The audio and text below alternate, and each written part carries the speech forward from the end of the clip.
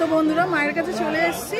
তো সামনে একটা অনুষ্ঠান আছে, বিয়ে বাড়ির অনুষ্ঠান। তো তার জন্য মায়ের ডালা নেওয়া হয়ে গেছে। আর এখানে আমি যাবো, আমাদের হাত দেখাতে হয়, যেটা হচ্ছে না যাবে।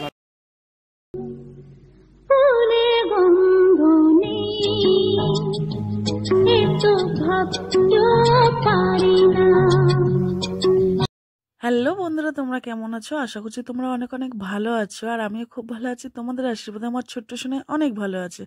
তো আমরা কোথায় চলে এসেছি তোমরা তো বুঝতেই পড়ে গেছো, আর আমাকে আর কিছু বলতেই হবে না। তো এখন মায়ের জন্য প্রসাদ কিনছি। তো প্রসাদ কেনা হয়ে গেলে মায়ের কাছে আমরা চলে যাব ডালা নিয়ে। তো তোমরা পুরো ভিডিওটাই দেখতে থাকবে। তো এই ছিল আমাদের মায়ের ডালা।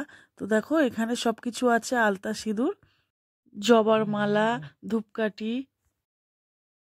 তো বন্ধুরা মায়ের কাছে চলে এসেছি।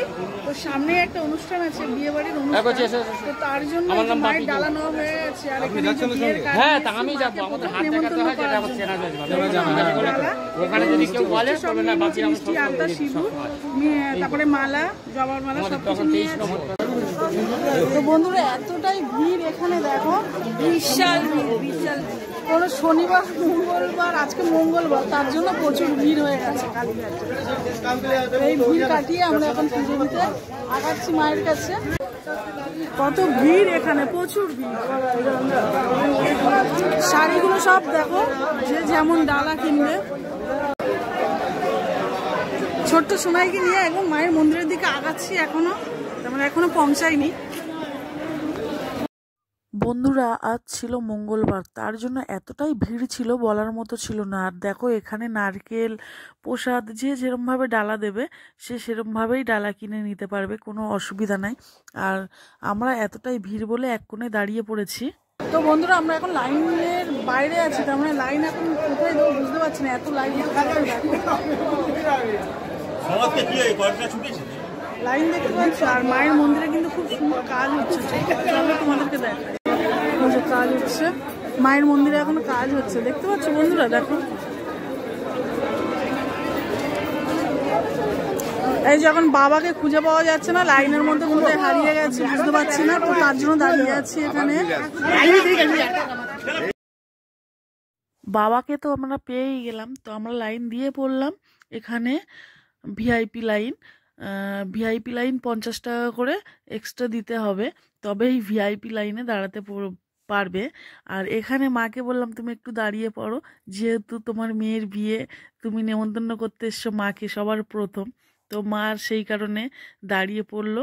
আর দেখো এখনও কিন্তু মায়ের এখানে প্রচুর কাজ হচ্ছে, মন্দির খুব সুন্দরভাবে তৈরি করা হচ্ছে। আর ওদিকে একটা মানে গঙ্গা জলের জন্য বা কিছু একটা তার মানে পুকুর টাইপের বানানো হচ্ছে। আর এখানে দেখো পুজো টুজো আমাদের তো দেওয়া হয়ে গেছে, কারণ মায়ের মন্দিরের ভিতরের কিন্তু ফটো তোলা নিষেধ আছে। আর এটা না তোলাটাই ভালো, কারণ মা ভীষণ রেগে যায়। তো আর এখানে বিভিন্ন জিনিস কিন্তু বিক্রি হচ্ছে সব কিছু। তো আমরা পুজো টুজো দিয়ে আবার কিন্তু ওই যে দোকান দিয়ে প্রসাদ নিচ্ছি সেই দোকানে চলে এসেছি। চলে এসে আমাদের কিন্তু ভীষণ খিদে পেয়ে গেছে, তো আমরা একটা খাওয়ার জন্য একটা দোকানে চলে এসেছি। তো চলো আমরা কি খাই তোমাদেরকে দেখাচ্ছি।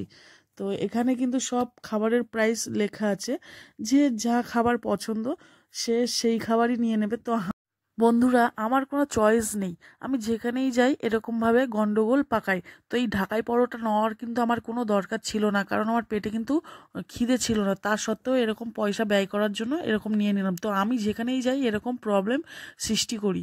তো এই ঢাকাই পরোটা নিয়ে কিন্তু একটা হিস্ট্রি আছে, তো তোমাদেরকে সেটা শেয়ার করি চলো। আমি যখন চন্দননগরে গেছিলাম তোমাদের দাদাভাইয়ের সাথে, কিন্তু আমার খুব রাগারাগি হয়েছিল।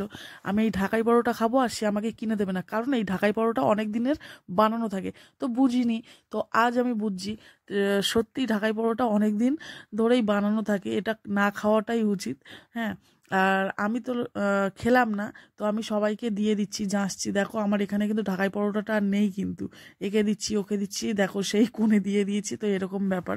তো তারপরে মিষ্টি অর্ডার দিলাম, তো মিষ্টি চলে আসছে।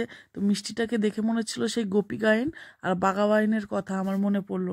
এত বড় মিষ্টিটা, দেখো কত বড় মিষ্টি, আমি দেখেই তার মানে ভাবছি কোন দিক দিয়ে খাবো, এরকম ব্যাপার। তো চলো ছোট্ট সোনাইয়ের তো মিষ্টি খেতে খুব ইচ্ছা ভালো লাগে, তো ছোট্ট সোনাইকে দেব।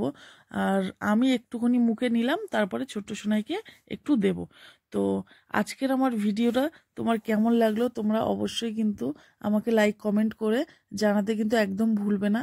তো দেখো ছোট্ট সোনাই ভীষণ খুশি হয়ে গেছে, এই যে। তো আমার ভিডিওর সঙ্গে থাকবে, পুরো ভিডিও কিন্তু দেখতে থাকবে বন্ধুরা, আর এইভাবেই আমাকে সাপোর্ট করো আর ভালোবাসা দিও। আরও তোমাদের জন্য নিত্য নতুন ভিডিও করার জন্য আমি অনেক উৎসাহ হব।